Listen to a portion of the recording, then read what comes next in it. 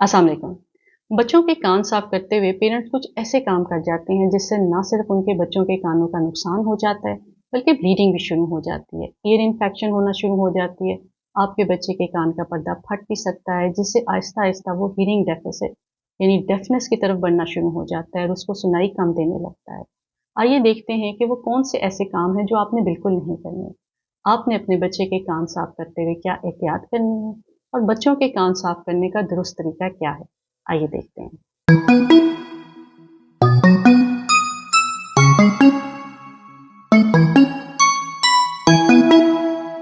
कान में कुदरती तौर पे वैक्स बनती है जिसको सेरेमन कहते हैं।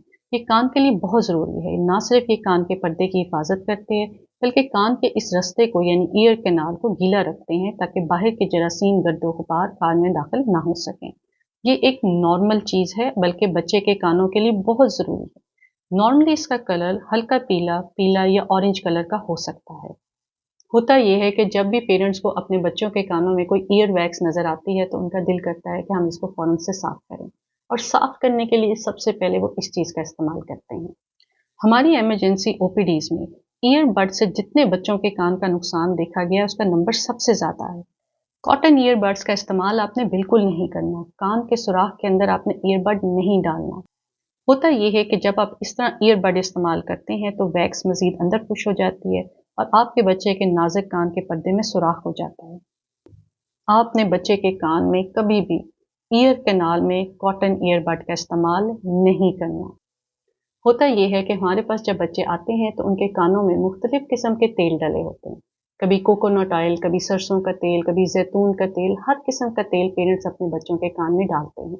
आपने अपने बच्चों के कान में किसी भी किस्म का तेल नहीं डालना, ये बहुत नुकसानदेह है। ये भी देखा गया है कि बच्चा गोद में होता है और पेरेंट्स उंगली के नाखून से कान साफ करना शुरू कर देते हैं। ये प्लीज़ ना करें। नाखून से बच्चे के कान साफ ना करें, कान जख्मी हो जाता है और फिर कान की इन्फेक्शन भी शुरू हो जाती है जो आपके नाखूनों से बच्चे के कान में ट्रांसफ़र होती है। ये भी देखा गया है कि मदर्स अपनी हेयर पिन्स की बैक साइड से बच्चों के कान साफ कर रही होती हैं। बच्चों के कानों में सुराख होने की ये भी एक बहुत अहम वजह है कि मदर्स अपनी हेयर पिन्स की बैक साइड से बच्चों के कान साफ करने की कोशिश करती हैं। आपने ये ध्यान रखना है कि बच्चे के कान में पानी और साबुन बिल्कुल ना जाए। आप जितना बच्चे के ईयर कैनाल को छेड़ेंगे इतना ही वो सेंसिटिव होता जाएगा और मज़ीद वैक्स बनती रहेगी। अब देखना ये है कि आपने अपने बच्चों के कान को किस तरह साफ करना है या कान साफ करने का दुरुस्त तरीका क्या है, आइए देखते हैं। सबसे पहले आपने एक नरम कॉटन का कपड़ा लेना है जिसको वॉश क्लॉथ भी कहते हैं। उसको नीम गर्म पानी से आपने गीला कर लेना है, बहुत अच्छे तरीके से उसको निचोड़ लें ताकि उसमें बिल्कुल भी पानी ना रहे। फिर आप अपनी उसकी उंगली के गिर्द लपेट लें। फिर आप कान के पीछे साफ करें, कान के बाहर वाले हिस्से में साफ करें और बाद में खुश्क कपड़े से उसको पैड ड्राई कर लें। दूसरे कान के लिए आपने इसी तरह मुख्तलिफ कपड़ा या कपड़े का दूसरा हिस्सा पहले बाहर से कान को साफ करें क्योंकि ज़्यादा प्रॉब्लम कान के पीछे होती है और कान के बाहर साफ करें। किसी भी सूरत आपने ईयर कैनाल के अंदर कपड़ा नहीं लेकर। जब बच्चा नहा ले तो इसी तरह आप साफ खुश तौलिए से बच्चे के कान के बाहर, कान के पीछे और कान के ऊपर से उसको साफ कर लें। तौलिए की नोक बनाकर आपने कान में नहीं डालना बल्कि बच्चे का सर थोड़ी देर के लिए एक साइड पे करें ताकि अगर कोई पानी चला भी गया है तो वो बाहर आ जाए। बच्चों के कान साफ करने का दुरुस्त तरीका यही है।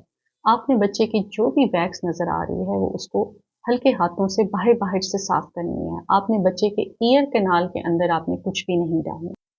किन अलामात की सूरत में आपने अपने बच्चे को डॉक्टर पास फ़ौरन लेकर जाना है। अगर आपका बच्चा बहुत रो रहा है, कान खींच रहा है, कान से सब्ज़ रंग का मवाद आ रहा है या रेशा बह रहा है या बच्चे को बुखार है, तो इन अलामात की सूरत में आप अपने डॉक्टर से फौरी राब्ता कायम करें।